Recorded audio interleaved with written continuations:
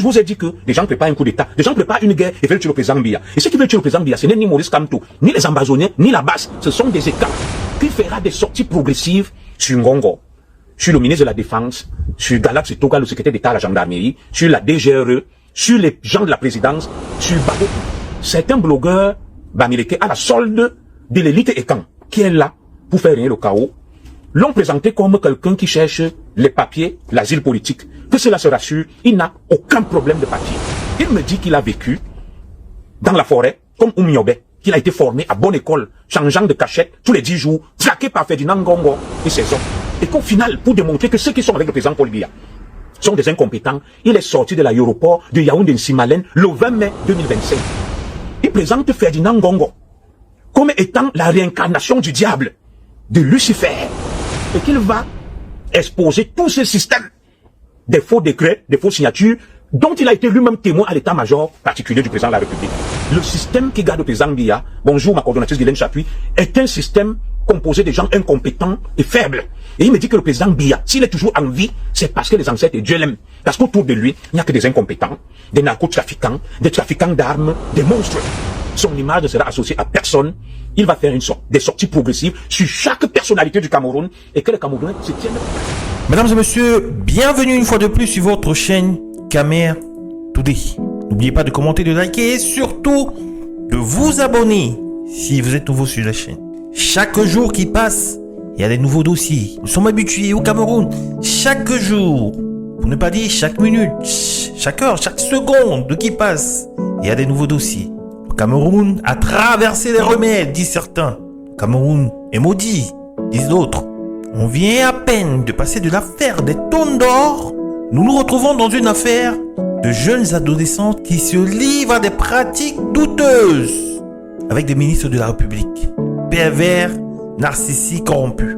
Aujourd'hui, nous avons l'affaire du capitaine Effoudou qui foudroie la presse avec des déclarations fracassantes, comme quoi, selon lui, jusqu'à preuve de contraire, celui qui aurait commandité la mort du très célèbre journaliste Martinez Zogo serait le secrétaire d'État à la présidence, le dénommé Ngongo. Un entretien entre Junior Zogo et Effoudou nous livre encore bien plus de confidences, bien plus de révélations fracassantes. Junior Zogo, Patrick Nouma, le commissaire Ebene et le capitaine Foudou, la liste s'agrandit. L'exil systématique pour les bêtis qui osent parler, qui osent revendiquer les droits du Cameroun. Dans cette vidéo, mesdames et messieurs, Donald Effoudou va livrer ses conditions de vie au Cameroun. Il n'est sorti du Cameroun que le 20 mai 2025. Donc, il a passé quasiment 2 à 3 ans dans la bourse, a fui tous ceux qui le traquaient, principalement ceux de la présidence de la République. Les accusations sont graves, très graves, sur l'entourage du président de la République. Il qualifie Ferdinand Ngongo de, je cite, réincarnation du diable. Et les proches du président de bandits, voyous à col blanc, narcotrafiquants et trafiquants d'armes. Dans l'énumération de ces bourreaux présumés, le capitaine Foudou cite des noms qui nous font tomber du ciel. Au-delà de Ferdinand Ngongo, il y a le ministre Atangandi, le très réputé, le très célèbre, le ministre René Zemeka, le général d'armée. Ces gens qui l'auraient menacé s'il révélait quoi que ce soit sur le complot qui se passe. Mais ce qui attire mon attention le plus serait le rôle joué par le ministre Atangandi dans cette affaire. Mesdames et messieurs, je ne vais pas entrer en profondeur. Je vais vous laisser écouter soigneusement Junior Zogo qui le dit et qui le dit tellement bien. Et nous reviendrons après pour un commentaire encore plus détaillé de la situation. Mesdames et messieurs, Junior Zogo. J'ai eu donc un échange en off ce matin pendant près de 2 heures avec mon frère d'armes, le capitaine Effoudou, qui m'a fait l'honneur de discuter avec lui en off. Bien évidemment, je ne rendrai pas public cet échange d'ailleurs. Il ne m'a pas autorisé à l'enregistrer ni à faire un entretien, tout simplement parce que le capitaine Effoudou dit qu'il parlera lui-même, dit qu'il est un officier et qu'il va assumer les conséquences de ses actes et qu'il ne prêtera son image à personne. Nous nous retrouvons donc en exil et la famille s'agrandit, Patrice Nouma, Ebene Albert Lepol, Junior Zogo, et voilà désormais le capitaine Effoudou qui me rejoint dans cet exil, dans l'Hexagone, en France, parce qu'il m'a dit qu'il n'a pas peur de dire où il est en France. Je ne comprends pas que c'est toujours les enfants bêtis et quand qui partent en exil, et pendant ce temps, Il n'y a personne, comme quelqu'un me le disait, que dans cette grande famille et quand. Il n'y a plus personne pour frapper le poing sur la table et de dire ça suffit. Dis à l'autre, des sages sont morts, des gens ayant la personnalité sont tous morts, il ne reste que des méchants, des mauviettes, des sectaires, des monstres, tels que le capitaine Efudou le décrit. Alors, une fois que je l'ai dit, je vais aborder donc le troisième aspect purement formel, avant de rentrer dans le vif du sujet. Je vais dire quelque chose aussi à ceux qui tiennent le pouvoir, qui sont pour la plupart des écans. Voilà le président Paul Biya, depuis le 7 juin, ça va bientôt faire 50 jours. Nous continuons à faire n'importe quoi. Nous continuons à tourner. Le monde entier nous regarde. Les autres communautés nous regardent. Moi, j'ai du respect pour le président Paul Biya, mais à un moment, vous ne pouvez pas créer la division au sein de votre propre famille et camp. Et vous attendez à ce que les autres vont vous faire des cadeaux. Depuis que je suis là, je ne comprends pas que les mêmes noms ressortent chaque jour. M. Ferdinand Ngongo, le secrétaire d'État à la gendarmerie Galatse-Toga, le ministre de la Défense, la DGRE, tel colonel, tel capitaine. On se retrouve désormais dans un narco-État où des officiers supérieurs font le trafic de la drogue, ils font le trafic des armes, et voilà ça qui arrive, qui est arrête tes cancréries. Très bien. Voilà une autre frère Bamileke, Claude Ndé. Je n'ai insulté aucun Bamileke. Je suis en train de parler d'un sujet où même les Bamileke ont parlé de la sortie du capitaine Efudou, qui est factuel, mais un frère Bamileke va venir m'insulter. C'est pour ça que je dis, nous avons la haine de toutes parts. Nous sommes acculés par notre propre communauté, les élites étant. Nous sommes acculés par des haineux Bamileke, de fois à qui on n'a rien fait, qui ne supportent pas. Qui ne supportent pas de voir la tête, la gueule d'un bêtis, comme moi qui parle. Dans cette affaire du capitaine Efudou, tous les Bamileke sont sortis pour décrypter, pour analyser. Ce frère Bamileke n'est pas allé les insulter. Quand c'est Zogo, ça devient un problème. Mon jeune frère, le capitaine Efudou, m'a dit ceci. Je mène ce combat donc pour restaurer mon respect, mon honneur, ma dignité qui ont été bafoués, et j'emprunte à sa propre sémantique. Il m'a dit, nous faisons face, et je fais face à des personnes de très mauvaise moralité. Je fais face à des personnes qui sont dangereuses, redoutables et très méchantes, et je n'ai pas peur de ces personnes. Il m'a dit, mon commissaire, grand frère, frère d'armes, dis aux gens qui sont à la présidence de la République du Cameroun, dis au ministre de la Défense, dis au secrétaire d'État à la gendarmerie Galatse-Toga, dis au ministre de la Défense, je l'ai déjà dit, M. Betty Assomo, à la DGRE, que je n'ai peur de personne. Et que cette guerre que vous avez commencée, vous ne saurez pas comment elle va se terminer, et que lui, il ira jusqu'au bout, et que les Camerounais soient prêts à écouter ce qu'il va dire. Et autre information qu'il m'a donnée, c'est que certains blogueurs Bamileke à la solde de l'élite écan, qui est là pour faire régner le chaos, l'ont présenté comme quelqu'un qui cherche les papiers, l'asile politique. Que cela se rassure, il n'a aucun problème de papier. Il n'a aucun problème de papier et que cela reste tranquille. Par ailleurs, mon jeune frère le capitaine Efudou m'a dit qu'il n'est pas un lâche. Il n'est pas un lâche et qu'il ne peut pas défendre l'élite du Cameroun, l'élite politico-administrative et militaire, et pas plus l'élite de l'Est. Ce qui associe son image à M. Babouké, à M. Ayolo, et qui sais-je encore, son image ne sera associée à personne. Il va faire des sorties progressives sur chaque personnalité du Cameroun, et que les Camerounais se tiennent prêts à écouter ce qu'il va dire, et que le camp d'en face, qu'il a cherché, qu'il a provoqué, se tiennent également prêts à écouter ce qu'il va dire, et qu'ils ont commencé cette guerre, et que cette guerre, qu'ils soient prêts, et cette guerre ne va pas s'arrêter, et c'est terminé. Le jeune capitaine, âgé de 35 ans, m'a dit ceci. Mon commissaire, voici comment je suis sorti du Cameroun. Le capitaine m'a dit qu'il est sorti du Cameroun le 20 mai 2025 par l'aéroport de Yaoundé-Nsimalen. Il n'est pas en Europe depuis 3 ans. Certes, ces déboires datent d'il y a 3 ans et il a été reversé, traqué. Il a vécu dans la clandestinité comme Oumiobe. C'est l'expression qu'il a utilisée lui-même. Mon jeune frère, le capitaine Efudou, me dit, je suis sorti du Cameroun le 20 mai 2025 par l'aéroport de Yaoundé-Nsimalen. Non pas parce que quelqu'un m'a aidé, mais parce que le système qui garde tes Zambia, bonjour ma coordonnatrice Guylaine Chapuis, est un système composé de gens incompétents et faibles. Et il me dit que le président Biya, s'il est toujours en vie, c'est parce que les ancêtres et Dieu l'aime. Parce qu'autour de lui, il n'y a que des incompétents, des narcotrafiquants, des trafiquants d'armes, des monstres, qui se demandent comment le président Paul Biya fait pour survivre et être en vie à ce jour. Lui qui a été à l'état-major particulier au bureau du renseignement. Il me dit qu'il a vécu dans la forêt, comme Oumiobe, qu'il a été formé à bonne école, changeant de cachette tous les 10 jours, traqué par Ferdinand Ngongo et ses hommes. Je n'ai rien après Ferdinand Ngongo, c'est le capitaine Efudou qui parle. Que il a vécu pendant des mois dans la forêt, comme Oumiobe, parce que sa tête a été mise à prix et qu'il a utilisé sa bonne formation de commando d'élite formée à Koutaba, changeant de cachette tous les 10 jours, et qu'au final, pour démontrer que ceux qui sont avec le président Paul Biya sont des incompétents, il est sorti de l'aéroport de Yaoundé-Nsimalen le 20 mai 2025.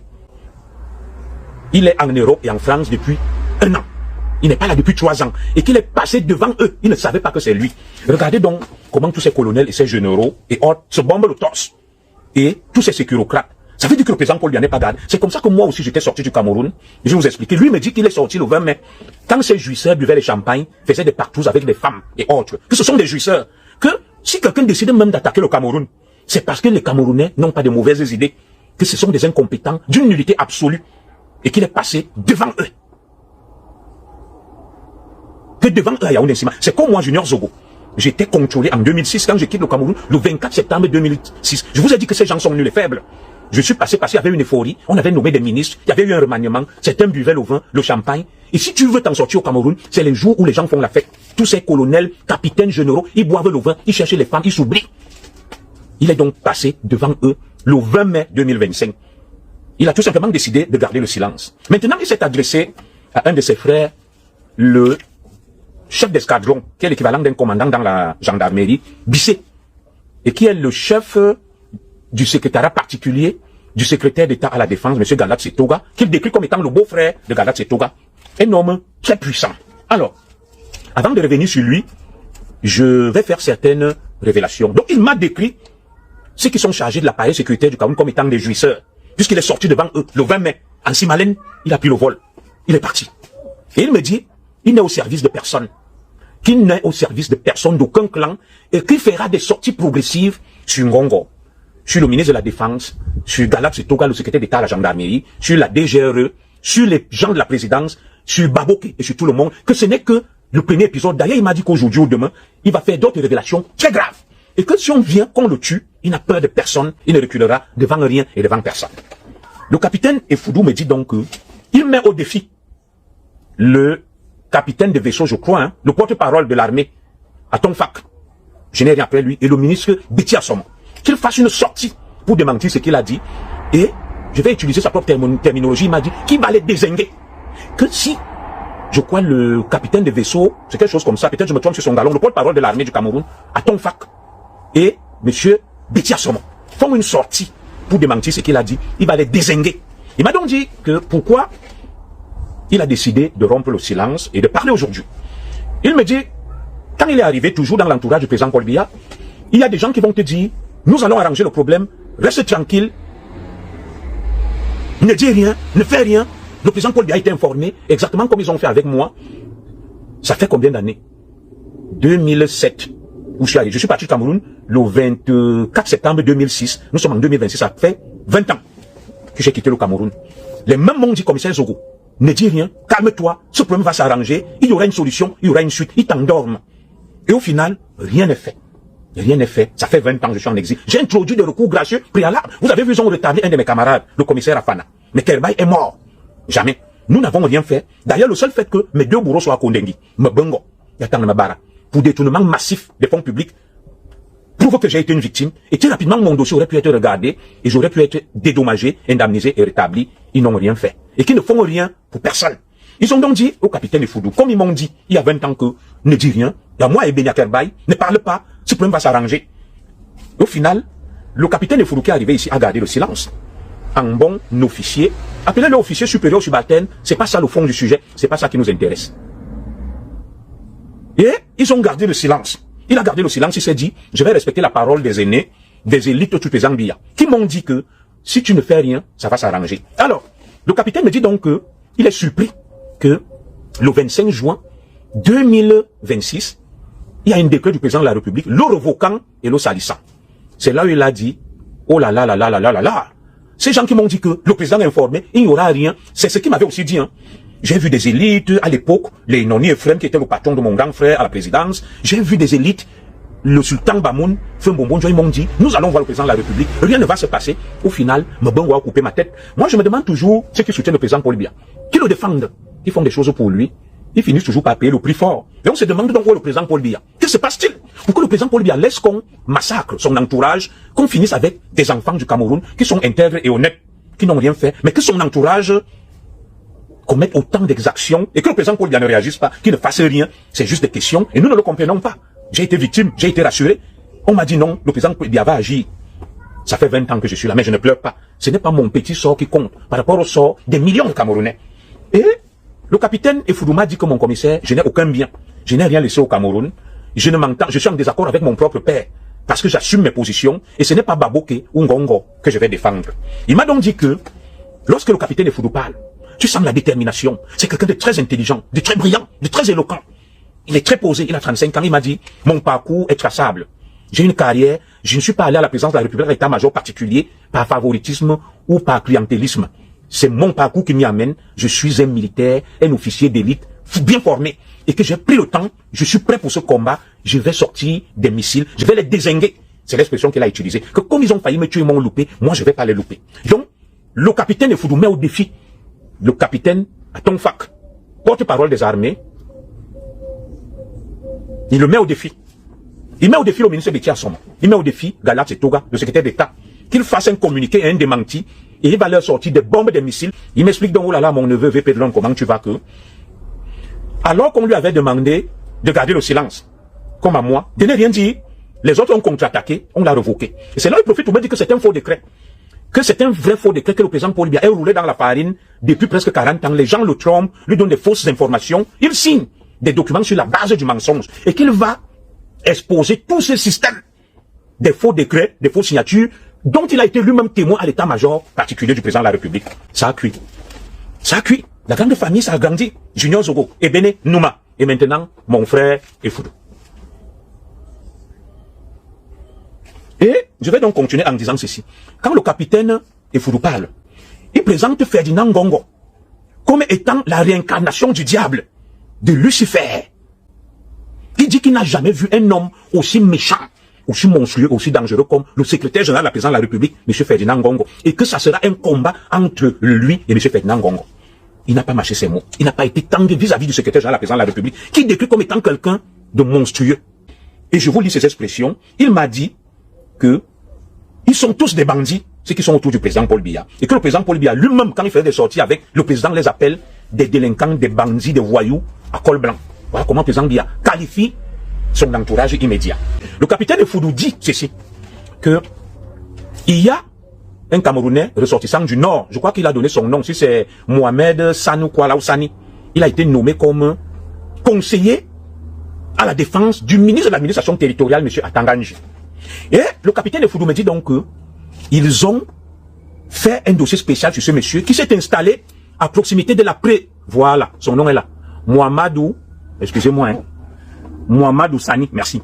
Il dit donc que le sergent de la Légion étrangère a été nommé et validé par M. Ngongo, mis à la disposition du ministre Atanganji, Mohamed Sani, comme conseiller à la défense. Vous savez que le ministre Atanganji est le président du Conseil national de sécurité du Cameroun.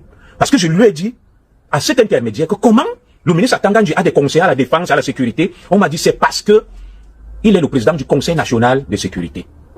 Et l'ancien légionnaire, donc, arrivé à fin de contrat avec la Légion étrangère, va être nommé par M. Ferdinand Ngongo et mis à la disposition de M. Atanganji comme conseiller à la défense. Vous voyez le même nom qui ressort. Vous comprenez donc l'audace de cela. M. Atanganji, il est avec le pape. Il va au Vatican, il accompagne le pape partout. Ils sont dans tous les sales coups. Ils sont dans tous les sales coups. Comment ce monsieur, dont il y a un rapport accablant sur lui, peut être le conseiller à la défense du ministre Atanganji, validé par le secrétaire général de la présidence de la République, M. Ferdinand Ngongo. Et il va donc s'installer à côté de la présidence de la République avec des armes ultra sophistiquées à rayon X et à laser qui ne sont pas la dotation de l'armée camerounaise. Cet homme donc dangereux, conseiller à la défense du ministre Atanganji sur décision de M. Ferdinand Ngongo. Et le capitaine a dit qu'il va fournir ces documents-là. S'installe donc dans une maison à côté du palais avec des armes dangereuses. Et ils vont donc s'emparer de ce dossier. Ils vont mettre le président Biya en garde contre ce monsieur qui dispose des armes redoutables à rayon X et à laser qui ne sont pas à la disposition de l'État de l'armée du Cameroun et installés à proximité du palais. Qu'est-ce qu'il y faisait? Pour le compte de qui? Le président Paul Biya, donc via ses proches collaborateurs, va s'emparer de ce dossier et le capitaine Efoudoudon dit avoir fait des confidences, notamment au chef d'escadron Bissé, qui est le chef du secrétariat particulier du secrétaire d'État à la gendarmerie, Galat Setouré, en même temps il est son beau-frère. Il va lui dire que j'ai un dossier là, comme ça. Et le capitaine Effoudou sera surpris que quand il croise ses supérieurs, la confidence qu'il a faite, ses supérieurs le mettent à le menacer au lieu de le protéger. Et c'est le début donc de ses ennuis parce qu'il a démasqué ce légionnaire conseiller à la défense du ministre Atangandji, protégé de M. Ferdinand Ngongo, qui installait des armes redoutables. Quand je vous ai dit que des gens préparent un coup d'État, des gens préparent une guerre et veulent tuer le président Biya. Et ceux qui veulent tuer le président Biya, ce n'est ni Maurice Kamto, ni les ambazoniens, ni la base. Ce sont des écrans. Ce sont des écrans autour du président Biya. Et ce n'est pas Junior Zoro qui parle. C'est un capitaine qui vous dit qui était chef du bureau du renseignement à l'état-major particulier du président de la République, Paul Biya. Ces gens vont donc s'installer là. Ils vont donc charger ces militaires d'élite que les cocoricots utilisent pour faire des coups d'État en Afrique, à proximité du palais. Et vous comprenez donc pourquoi ce général est venu au Cameroun, l'ambassadeur, ce général français, parce que les gars étaient trop sûrs d'eux. Ils s'installent là, avec cette arme, et le capitaine Effoudou va donc démasquer cette conspiration, va faire une note au président Paul Biya. Et cette note donc va parvenir à la connaissance des sécurocrates autour du président Paul Biya. Et c'est le début donc de ses ennuis. Et il me donne des noms, des gens qui commencent à le menacer. Parmi ces gens, je vais chercher les noms des gens qui le menacent. Je suis tombé des nuits. Et il y a le secrétaire d'État, le secrétaire général de la présidence de la République. Je vais lire mes notes. Des gens, voilà, des gens qui le menacent. Il y a M. Ferdinand Ngongo. Il y a le ministre Atangandji. Il y a l'ancien ministre de la Défense, Rémi Zemeka. Et il y a notre patriarche aîné, Margambois. Voilà les gens qui le menacent. Que pourquoi tu parles de cette affaire? M. Ferdinand Ngongo, M. Atangandji.